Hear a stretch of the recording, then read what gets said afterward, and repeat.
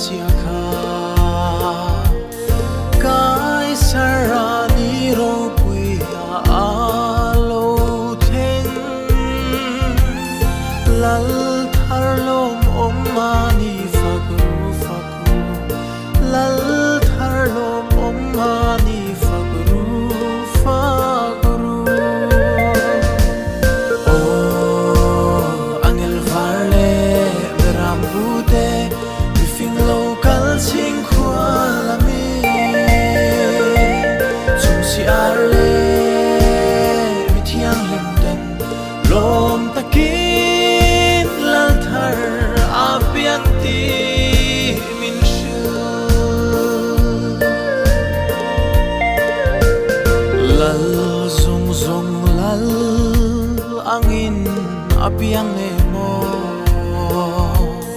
Bethlehem bongin tloma apiang aming makalal su fakru fakru aming makalal su fakru fakru oh angel varle beram pute bifing local sing khwalami chung si arle mithiang limden lom takin lal thar apiang ti min shu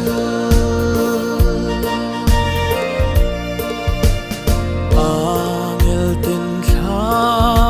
in hla moyan ron sa mi shing te ne na rem leng se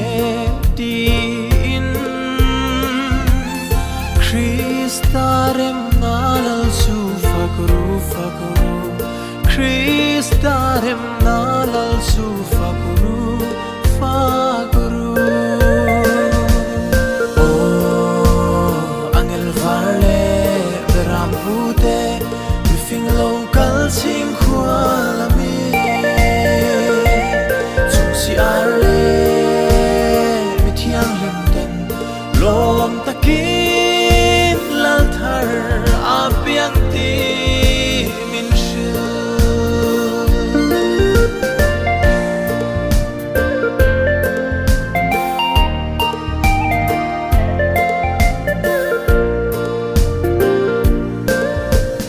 chandam nadar lal zu bili o chuan leile van ram zong zong thang